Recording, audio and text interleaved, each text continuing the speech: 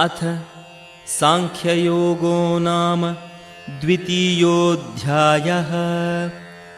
संजय उवाच तं तथा कृपयाविष्टम् अश्रुपूर्णाकुलेक्षणं विषीदन्तमिदं वाक्यम् उवाच मधुसूदनः। श्रीभगवानुवाच कुतस्त्वाकश्मलमिदं विषमे समुपस्थितम् अनार्यजुष्टमस्वर्ग्यम् अकीर्तिकरमर्जुन। क्लैब्यं मास्मगमः पार्थ नैतत्त्वय्युपपद्यते। क्षुद्रं हृदयदौर्बल्यं त्यक्त्वोत्तिष्ठ परन्तप। अर्जुन उवाच कथं भीष्ममहं सङ्ख्ये द्रोणं च मधुसूदन। इषुभिः प्रतियोत्स्यामि पूजार्हावरिसूदन। गुरून् हत्वा हि महानुभावान् श्रेयो भोक्तुं भैक्ष्यमपीह लोके। हत्वार्थकामांस्तु गुरूनिहैव भुञ्जीय भोगान् रुधिरप्रदिग्धान्। न चैतद्विद्मः कतरन्नो गरीयो यद्वा जयेम यदि वा नो जयेयुः। यानेव हत्वा न जिजीविषामः तेव स्थिताः प्रमुखे धार्तराष्ट्राः। कार्पण्यदोषोपहतः स्वभावः पृच्छामि त्वां धर्मसम्मूढचेताः। यच्छ्रेयस्यान्निश्चितं ब्रूहि तन्मे शिष्यस्तेऽहं शाधि मां त्वां प्रपन्नम्। न हि प्रपश्यामि ममापनुद्यात् यच्छोकमुच्छोषणमिन्द्रियाणाम्। अवाप्य भूमावसपत्नमृद्धम् राज्यं सुराणामपि चाधिपत्यम्। सञ्जय उवाच एवमुक्त्वा हृषीकेशं गुडाकेशः परन्तपः न योत्स्य इति गोविन्दम् उक्त्वा तूष्णीं बभूवः। तमुवाच हृषीकेशः प्रहसन्निव भारत। सेनयोरुभयोर्मध्ये विषीदन्तमिदं वचः। श्रीभगवानुवाच अशोच्यानन्वशोचस्त्वं प्रज्ञावादांश्च भाषसे।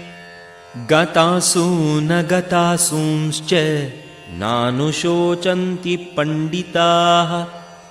न त्वेवाहं जातु नासं न त्वं नेमे जनाधिपाः। न चैव न भविष्यामः सर्वे वयमतः परम्। देहिनोऽस्मिन् यथा देहे कौमारं यौवनं जरा तथा देहान्तरप्राप्तिः धीरस्तत्र न मुह्यति।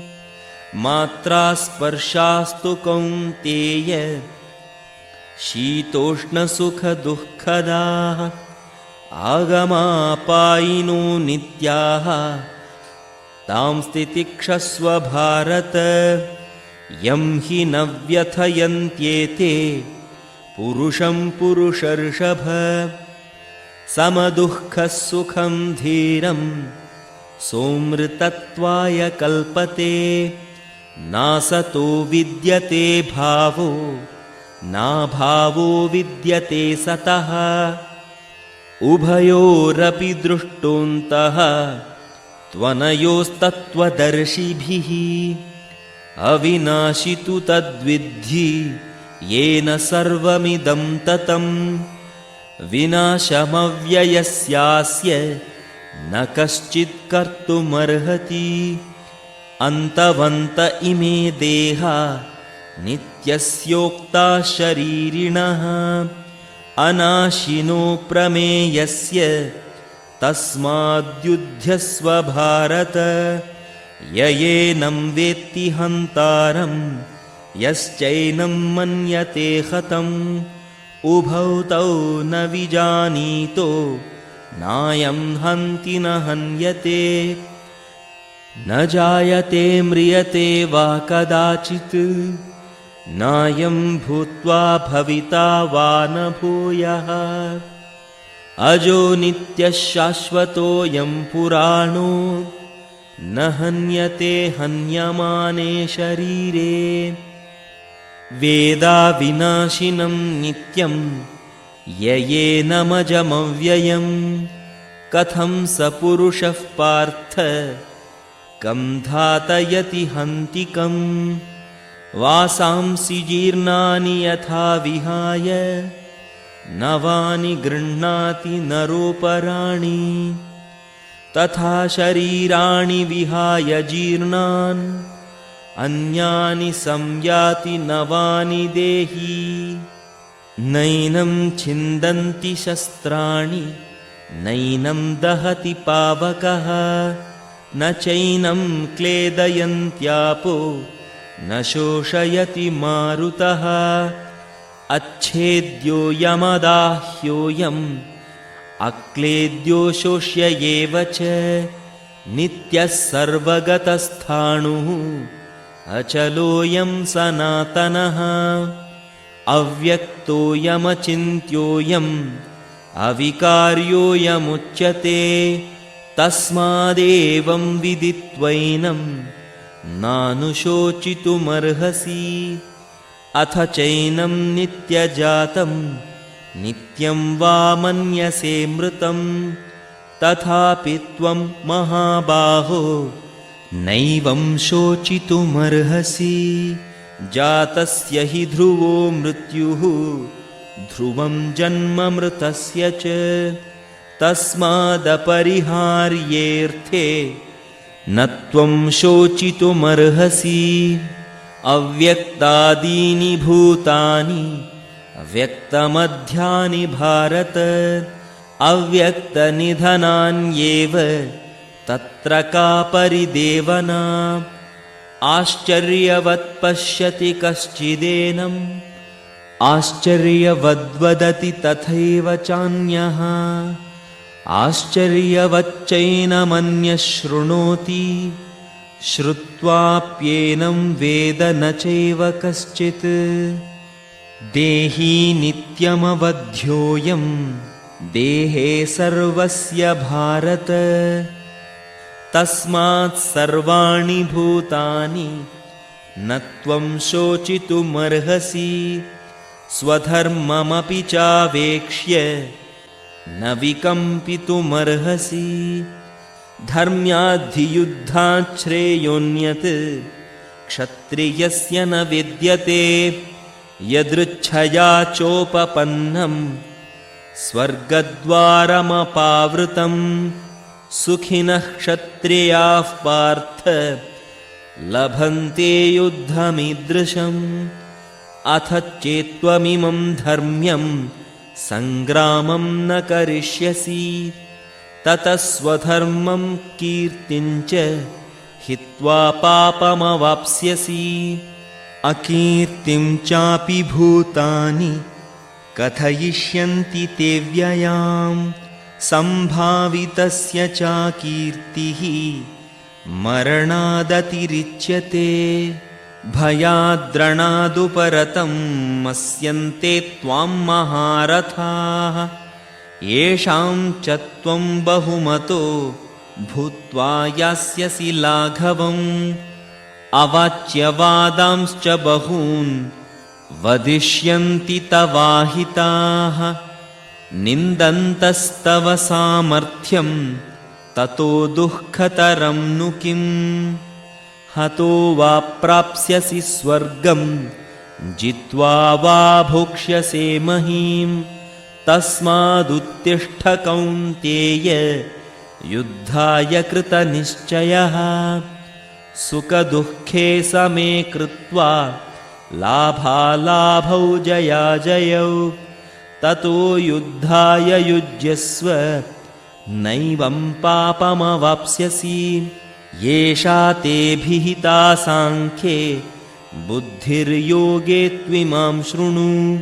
बुद्ध्या युक्तो यया पार्थ कर्मबन्धं प्रहास्यसि। नेहाभिक्रमनाशोऽस्ति प्रत्यवायो न विद्यते। स्वल्पमप्यस्य धर्मस्य त्रायते महतो भयात्। व्यवसायात्मिका बुद्धिः एकेह कुरु नन्दन। बहुशाखा ह्यनन्ताश्च बुद्धयो व्यवसायिनां। यामिमां पुष्पितां वाचं प्रवदन्त्यविपश्चितः। वेदवादरताः पार्थ नान्यदस्तीति वादिनः। कामात्मानः स्वर्गपरा जन्मकर्मफलप्रदां। क्रियाविशेषबहुलां भोगैश्वर्यगतिं प्रति। भोगैश्वर्यप्रसक्तानां तयापहृतचेतसां। व्यवसायात्मिका बुद्धिः समाधौ न विधीयते। त्रैगुण्यविषया वेदा निस्त्रैगुण्यो भवार्जुन। निद्वन्द्वो नित्यसत्त्वस्थो निर्योगक्षेम आत्मवान्। यावानर्थ उदपाने सर्वतः सम्प्लुतोदके। तावान् सर्वेषु वेदेषु ब्राह्मणस्य विजानतः। कर्मण्येवाधिकारस्ते मा फलेषु कदाचन। मा कर्मफलहेतुर्भू मा ते सङ्गोऽस्त्वकर्मणि।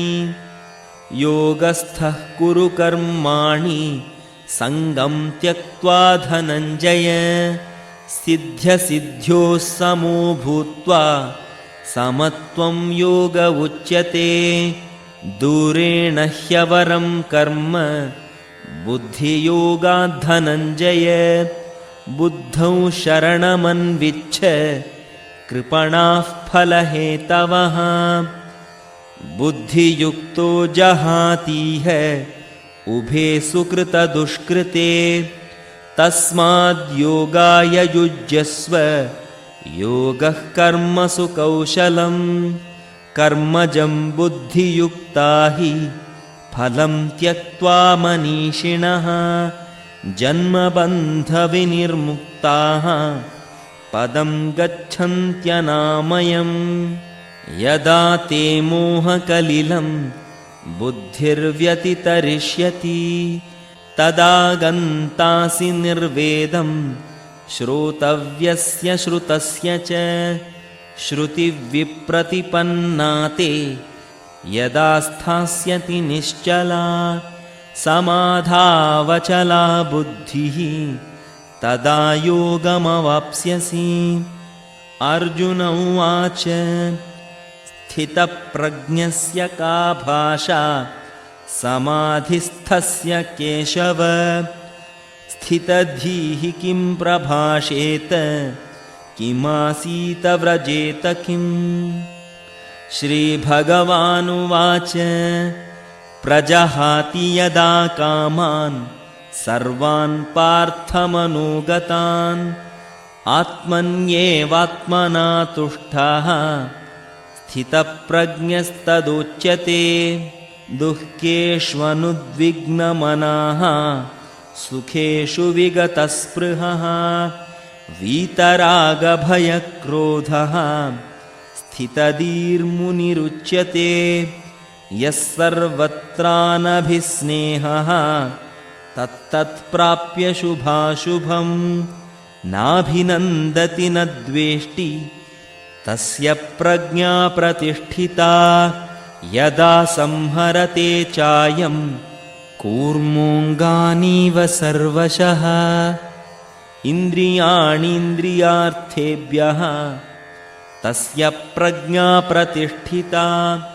विषया विनिवर्तन्ते निराहारस्य देहिनः रसवर्जं रसोऽप्यस्य परं दृष्ट्वा निवर्तते यततो ह्यपि कौन्तेय पुरुषस्य विपश्चितः इन्द्रियाणि प्रमाथीनि हरन्ति प्रसभं मनः तानि सर्वाणि संयम्य युक्त आसीत मत्परः वशे हि यस्येन्द्रियाणि तस्य प्रज्ञा प्रतिष्ठिता ध्यायतो विषयान् पुंसः सङ्गस्तेषूपजायते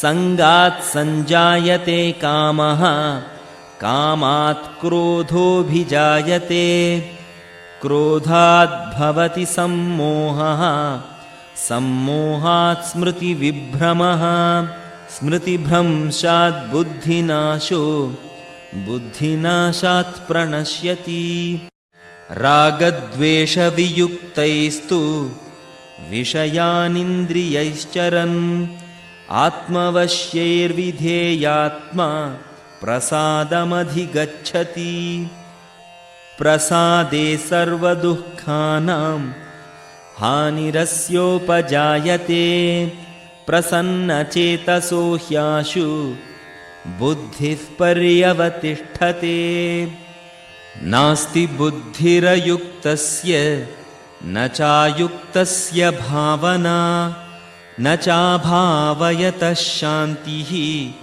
अशान्तस्य कुतः सुखम् इन्द्रियाणां हि चरतां यन्मनोनुविधीयते तदस्य हरति प्रज्ञां वायुर्नावमिवाम्भसि तस्माद्यस्य महाबाहो निगृहीतानि सर्वशः इन्द्रियाणीन्द्रियार्थेभ्यः तस्य प्रज्ञा प्रतिष्ठिता या निशा सर्वभूतानां तस्यां जागर्ति संयमी यस्यां जाग्रति भूतानि सा निशा पश्यतो मुनेः आपूर्यमाणम् अचलप्रतिष्ठं समुद्रमापः प्रविशन्ति यद्वत् तद्वत्कामायं प्रविशन्ति सर्वे स शान्तिमाप्नोति न कामकामी विहाय कामान् यः सर्वान् पुमांश्चरति निःस्पृहः निर्ममो निरहङ्कारः स शान्तिमधिगच्छति येषा ब्राह्मी स्थितिः पार्थ नैनां प्राप्य विमुह्यति स्थित्वा स्यामन्तकालेऽपि ब्रह्मनिर्वाणमृच्छति इति श्रीमद्भगवद्गीतासु उपनिषत्सु ब्रह्मविद्यायां योगशास्त्रे श्रीकृष्णार्जुनसंवादे सांख्ययोगो नाम द्वितीयोऽध्यायः।